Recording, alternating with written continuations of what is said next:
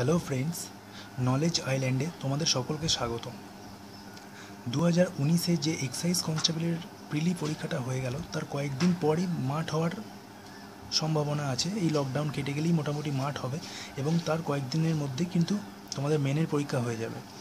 তো এক্ষেত্রে আমি বলবো যে তোমাদের 2013-য় যে এক্সাইজ কনস্টেবলের পরীক্ষাটা হয়েছিল, সেখানে কিন্তু 25 নাম্বারের ইংলিশ ছিল, অর্থাৎ 25টা ইংলিশ থেকে কোশ্চেন এসেছিল।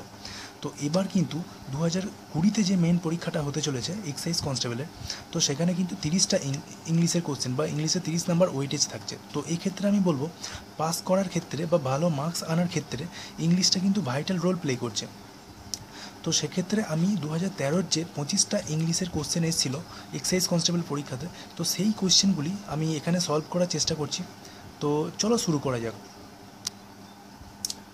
দেখো, এখানে যে প্রথম কোশ্চেনটি আছে সেটা হচ্ছে হি had to repent dash what he had done.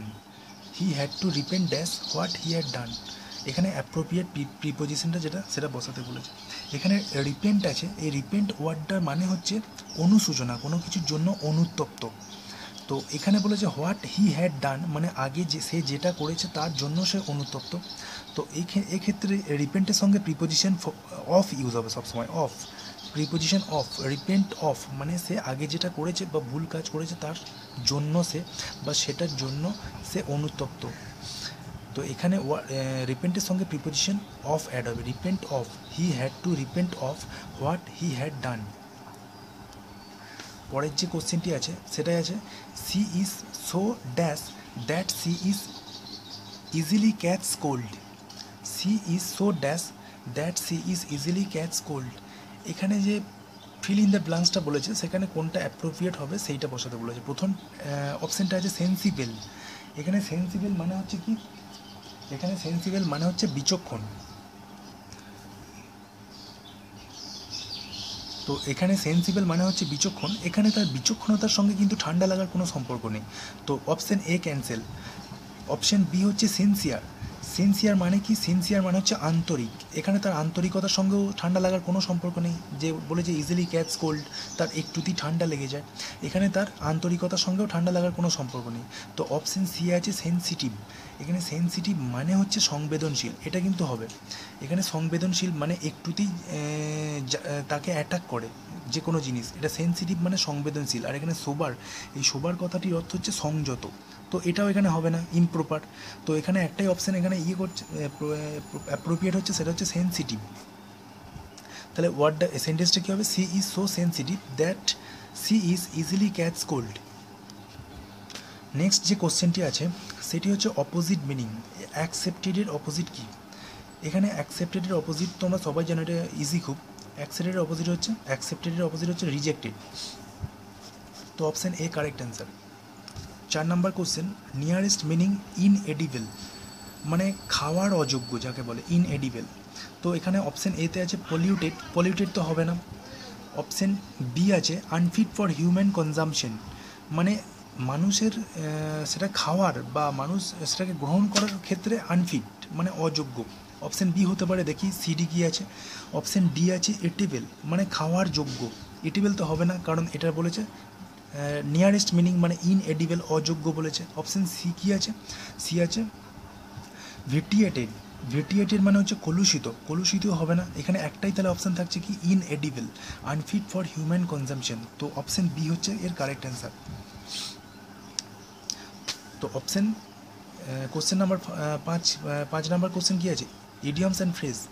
Idioms কী আছে, বাই লিপস অ্যান্ড বাউন্স, এগুলো কিন্তু কোনো কনসেপ্ট নেই, এগুলো তোমাকে থ্রোলি মুখস্থ করতে হবে, ইডিয়মস অ্যান্ড ফ্রেজ। তো এখানে বলছে idioms and leaps and by leaps and bounds মানে হচ্ছে র্যাপিডলি, খুব দ্রুততার সঙ্গে। এখানে সেন্টেন্সটা কী বলেছে, the price are going up by leaps and bounds, মানে প্রাইস খুব র্যাপিডলি মানে খুব দ্রুততার সঙ্গে ইনক্রিজ হচ্ছে। তো এক্ষেত্রে এটা হবে ইরেগুলারলি, হবে না, গ্র্যাজুয়ালিও হবে না। এবং লাস্টে যেটা আছে অপশান ডি, সেটা কি আছে, অপশান ডি আছে ম্যাটিক্যালি, ম্যাটিক্যালিও তো হবে না। অপশান সি কী আছে, র্যাপিডলি, এখানে সি হচ্ছে কারেক্ট অ্যান্সার।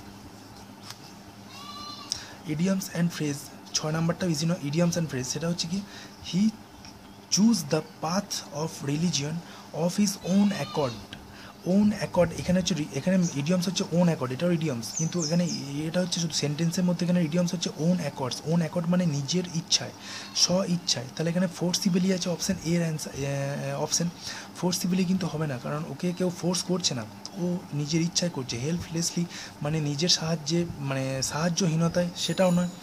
হাল্প হার্টেডলি মানে কারুর কেউ ওকে মানে দয়া করছে, দয়াপূর্বক, দয়াবশত নয়। বা এরপরে অপশান ডি যেটা আছে উইলিংলি। উইলিংলি মানে হচ্ছে ইচ্ছাকৃতভাবে। তো এখানে ওন অ্যাকর্ড এর মিনিং হবে, এর এর ইডিওম্যাটিক মিনিং হবে কি উইলিংলি। ওন অ্যাকর্ডের অপশান ডি হচ্ছে correct answer, willingly.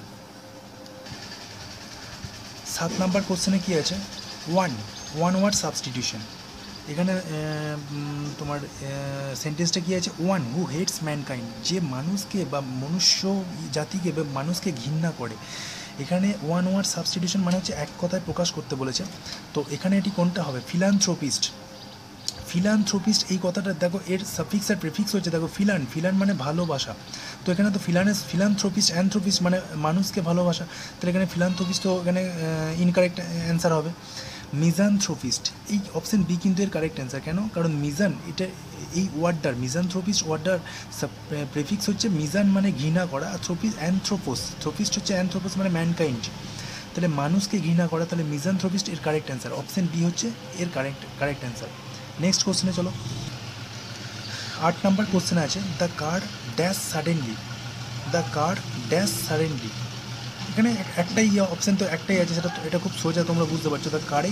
The car dash suddenly, the car broke down suddenly মানে ভেঙে পড়লো, মানে হঠাৎ ভেঙে পড়লো গাড়িটা। কোনো অ্যাক্সিডেন্টেই হোক বা যে কোনো ইয়েতেই হোক, হঠাৎ ভেঙে গেল, তো এটা হবে ব্রোক ডাউন। তো 8 নাম্বার কোশ্চেনের অ্যান্সার হচ্ছে অপশান ডি। 9 নাম্বারের কোশ্চেন হচ্ছে কারেক্ট দ্য সেন্টেন্সটাকে কারেক্ট করতে বলেছে why did you not spoke to me earlier. Why did you not spoke to, এখানে যে why did you not spoken to me আছে, স্পোকেন টু এটা কখনো হয় না। এর পেয়ার ওয়ার্ড যেটা হচ্ছে সেটা স্পোকেন হয় না, স্পিক টু মি হয়, স্পিক টু মি আর্লিয়ার। তো এখানে অপশান কোনটা আছে, ডিড ইউ নট স্পিক, তাহলে এটা কোনটা হবে, why did you not speak to me earlier. Speak to হয়, স্পোকেন টু হয় না, তাহলে এখানে অপশান ডি, অপশান সি হচ্ছে এর কারেক্ট অ্যান্সার। অপশান সি হচ্ছে 9 নাম্বার কোশ্চেনের কারেক্ট অ্যান্সার। কোশ্চেন নাম্বার 10 হচ্ছে he was advised to abstain dash all alcoholic drinks. Abstain dash all alcoholic drinks, তাহলে অ্যাবস্টেইন মানে কি, অ্যাবস্টেইন মানে হচ্ছে বিরত থাকা, কোনো একটি জায়গা থেকে বিরত থাকা বা কোনো একটি জিনিস থেকে বিরত থাকা, অ্যাবস্টেইন। তাহলে কোনো একটি জায়গা থেকে বিরত থাকা, তাহলে এখানে কি হবে, abstain from all alcoholic drinks. তাহলে এখানে অ্যান্সার কোনটা হবে, অ্যাবস্টেইন ফ্রম, অপশান সি হচ্ছে অ্যান্সার। চলো নেক্সট কোশ্চেনে যা যাক। Question will be answered by a dash of experts, এটা হচ্ছে experts. Question will be answered by a dash of experts, এটা হচ্ছে তোমাকে বলেছে এক্সপার্টস মানে একটি গ্রুপ অফ এক্সপার্টস। এই এক্সপার্টের যে কালেকটিভ নাউনটা মানে সমগ্রভাবে যে এই গ্রুপটাকে যেটা বলা হয় সেইটা এখানে বলতে বলেছে। তাহলে গ্রুপ অফ এক্সপার্টকে কী বলে, প্যানেল বলে। প্যানেল যেমন বলে না ইন্টারভিউ বোর্ডে যে সমস্ত 4 জন মেম্বার বা 5 জন মেম্বার তাদের এক্সপার্ট বলা হয়, তাদেরকে সেই গ্রুপটাকে বলা হয় প্যানেল, ইন্টারভিউ প্যানেল। তো সেইটা হচ্ছে by a panel of expert, এটা হচ্ছে একটি কালেকটিভ নাউন।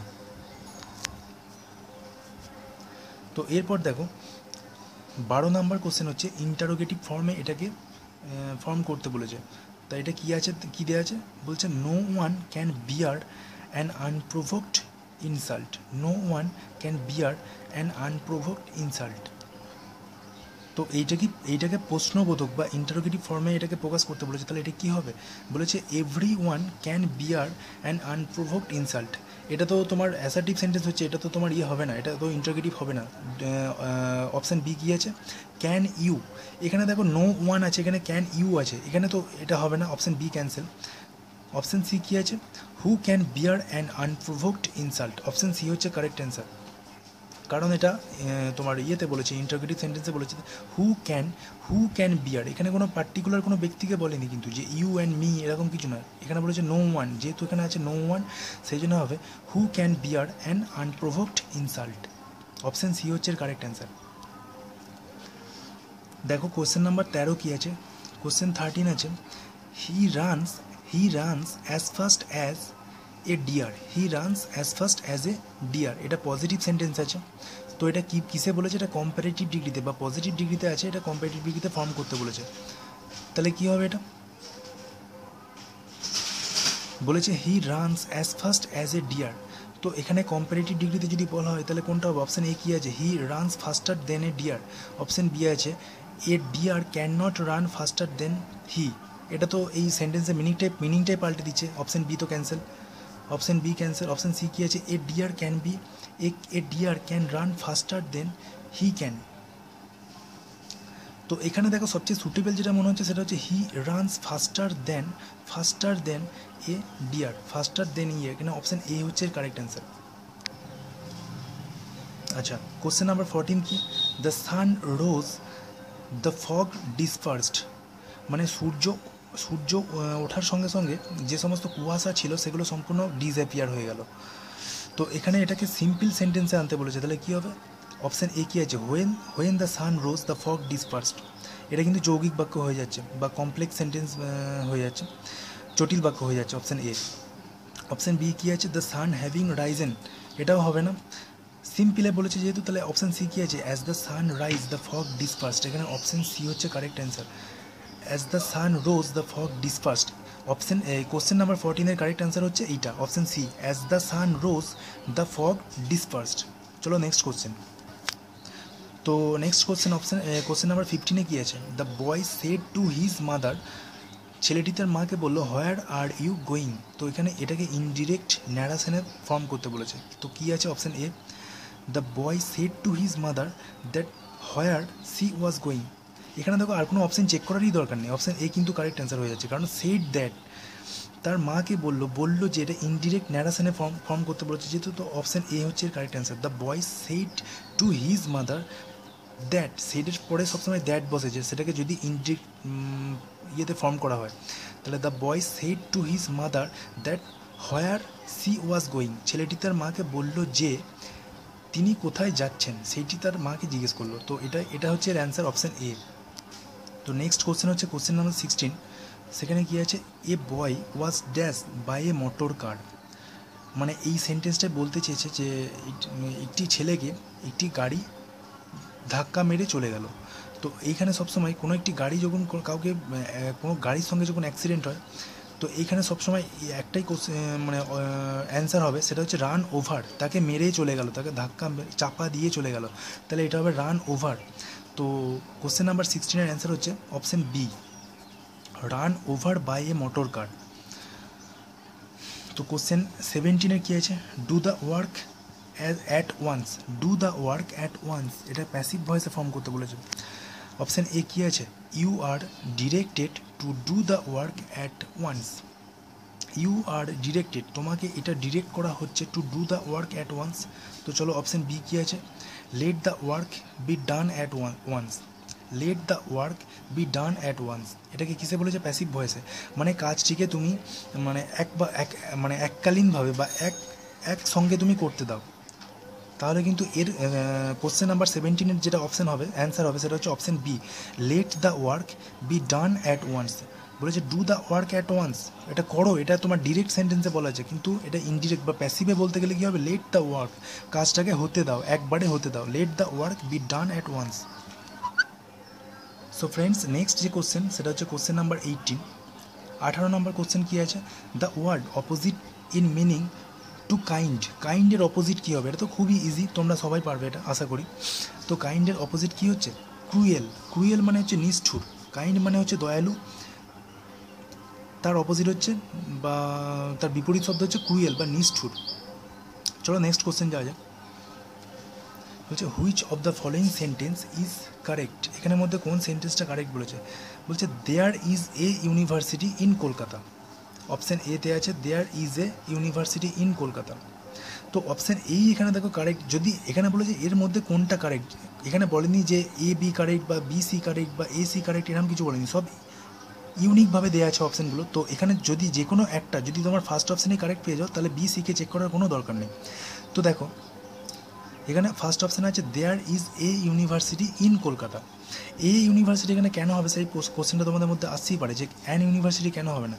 তো আমি বলবো এখানে এ ইউনিভার্সিটি একদম কারেক্ট আছে। কেন বলি, সবসময় যদি ভাওয়েল মানে ভাওয়েল ওয়ার্ড ইয়েটা থাকে তোমার লেটারটা থাকে, সেইখানেই যে ভাওয়েল লেটার থাকলেই যে সেখানে সবসময় তোমার A E I O U এই লেটার থাকলেই যে, হ্যাঁ, তো এটাই হচ্ছে there is a university in Kolkata. তো এটা দেখো ইউনিভার্সিটি, ইউনিভার্সিটি এই ওয়ার্ডটা ইউ ইউ ইউ মানে তুমি, এই ইউ ওয়াইয়ের উচ্চারণ আসছে, ওয়াইয়ের উচ্চারণ যেহেতু আসছে এখানে যদি প্রোনাউন্সিয়েশনটা যদি কনসোনেন্টের মতো আসে, তাহলে কিন্তু সবসময় কনসোনেন্টই বসবে এখানে। তাহলে ইউনিভার্সিটিকে তুমি উচ্চারণ করে দেখবে, এটা ইউ আসছে, ইউনিভার্সিটি, ওয়াই ও ইউ, তাহলে ফার্স্ট অক্ষর ওয়াই যেহেতু, তার মানে এখানে কনসোনেন্ট ওয়ার্ড এ আসবে, অ্যান আসবে না। সো এখানে অ্যান্সার হবে কোনটি, অপশান এ হচ্ছে এর অ্যান্সার। কারেক্ট অ্যান্সার হচ্ছে there is a university in Kolkata. So friends, বাকি যে কোশ্চেনগুলো আছে, যে 6টি কোশ্চেন বাকি থাকলো, ওগুলো আমি নেক্সট পার্টে করিয়ে দিচ্ছি। তো এখন আপাতত এই পর্যন্তই। প্লিজ যদি তোমাদের চ্যানেলটি দেখে ভালো লাগে ভিডিওটি, তাহলে চ্যানেলটিকে প্লিজ সাবস্ক্রাইব করো এবং সঙ্গে থাকো। Thank you.